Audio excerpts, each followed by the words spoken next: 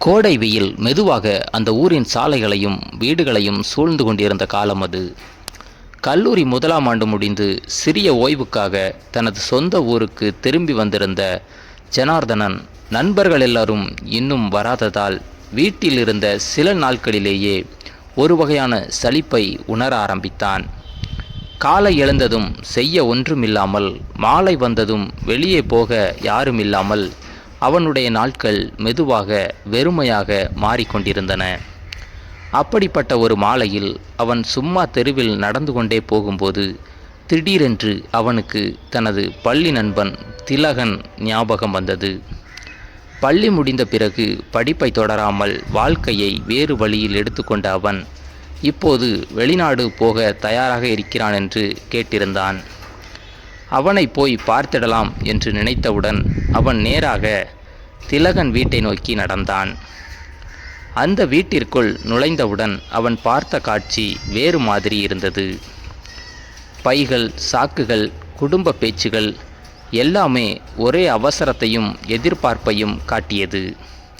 திலகன் அவனை பார்த்தவுடன் ஓடி வந்து, "டேய் ஜானி, நான் கத்தாருக்கு போகிறேன்" என்று குழந்தை மாதிரி சந்தோஷத்தோடு சொன்னான். ஜானி சிரித்தபடி அவனை பார்த்து கொண்டிருந்தான். அந்த நேரத்தில்தான் மெதுவாக உள்ளிருந்து ஒரு குரல் கேட்டது. அது சுனிதாவின் குரல், திலகனின் அம்மா. சுனிதா அவள் வெளியே வந்து ஜானியை பார்த்து சிரித்த அந்த நொடி அவன் மனதில் ஒரு சிறிய மாற்றம் நடந்தது. அவள் பேசும் விதம், அவள் நடத்தை, அவள் முகத்தில் இருந்த அந்த அமைதி, அவையெல்லாம் சேர்ந்து அவளை ஒரு சாதாரண பெரியவர் மாதிரி அல்லாமல் ஒரு நெருக்கமான மனிதராக அவனுக்கு தோன்ற வைத்தது. அந்த நாளில் நடந்த சிறிய சம்பவம் எல்லாவற்றையும் மாற்றியது. திடீரென்று சுனிதா மயங்கி விழுந்தாள். அந்த காட்சி திலகனை பயமுறுத்தியது. அவன் என்ன செய்வது என்று தெரியாமல் அவளை எழுப்ப முயன்றான். ஜானி தண்ணீர் கொண்டு வந்து உதவினான். சில நிமிடங்களில் அவள் சற்றே சீராகி எழுந்தாலும் அந்த சம்பவம் திலகனின் மனதில் ஒரு கவலையை விட்டு சென்றது. "நான் இப்போ போயிட்டேன்னா அம்மா எப்படி மேனேஜ் பண்ணுவாங்க?" என்று அவன் சொன்னபோது யோசிக்காமல் ஜானி ஒரு வார்த்தை சொன்னான். "நான் இருக்கேன்டா, நான் பார்த்துக்கிறேன்." அது ஒரு சாதாரண வாக்கியம் மாதிரி இருந்தாலும் அந்த வாக்கியம்தான் ஜானியின் வாழ்க்கையில் ஒரு புதிய பாதையை திறந்தது. அடுத்த நாள் திலகன் கிளம்பிட்டான். அந்த வீடு நேற்று வரை இருந்த சத்தம் இல்லாமல் அமைதியாகிவிட்டது. அந்த அமைதியில் ஒரு வெறுமை இருந்தது.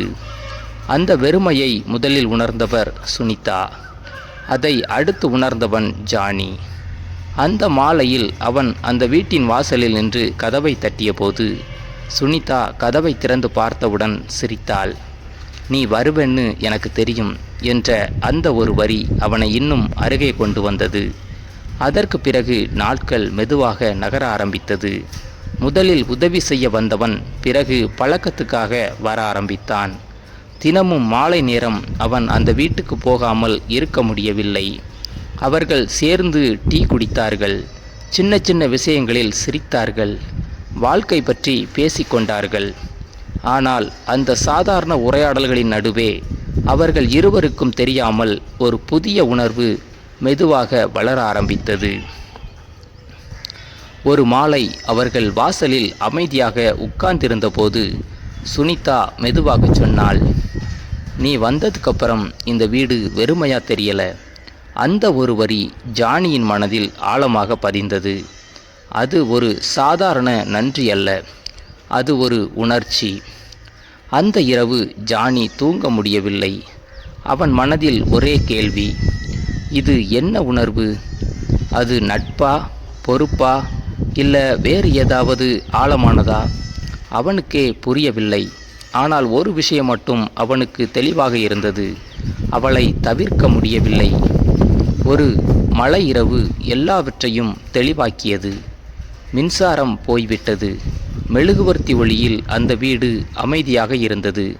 அந்த ஒளியில் சுனிதாவின் முகம் வேற மாதிரி தெரிந்தது. அவள் மெதுவாக கேட்டாள், "நம்ம என்ன ஜானி?" அவனால் பதில் சொல்ல முடியவில்லை. "எனக்கு தெரியல" என்றான்.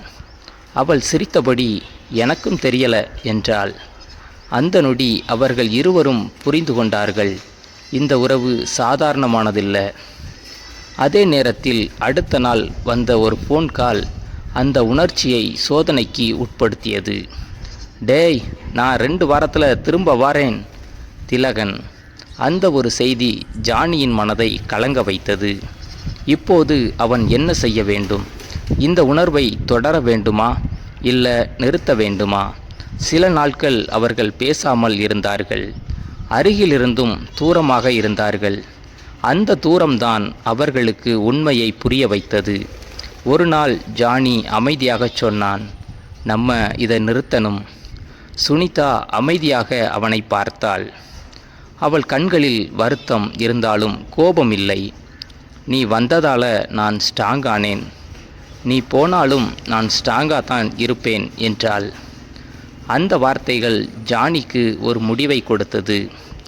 திலகன் திரும்ப வருவதற்கு முன்னால் ஜானி கடைசியாக அந்த வீட்டுக்கு வந்தான். இருவரும் அமைதியாக உட்கார்ந்தார்கள். வார்த்தைகள் தேவையில்லை, எல்லாம் சொல்லப்பட்டு விட்டது. பாதுகாப்பா இரு என்றாள் அவள். நீயும் என்றான் அவன். அவன் திரும்பி போனான். சில உறவுகள் வாழ்க்கையில் பெயர் இல்லாமல் வரும். அது நீண்ட நாள் நீடிக்காது. ஆனால் அது நம்மை மாற்றும், நம்மை நமக்கு புரிய வைக்கும். ஜானி தனது வாழ்க்கையை முன்னேற்றி கொண்டான். சுனிதா தனது தனிமையை எதிர்கொள்ள கற்றுக்கொண்டாள். அந்த வீட்டில் நடந்தது ஒரு ரகசியம். ஆனால் அது ஒரு தவறு மட்டுமில்லை, அது ஒரு உணர்ச்சி. இந்த கதையை உங்களுக்கு பிடித்திருந்தால் லைக் பண்ணுங்கள், ஷேர் பண்ணுங்கள்.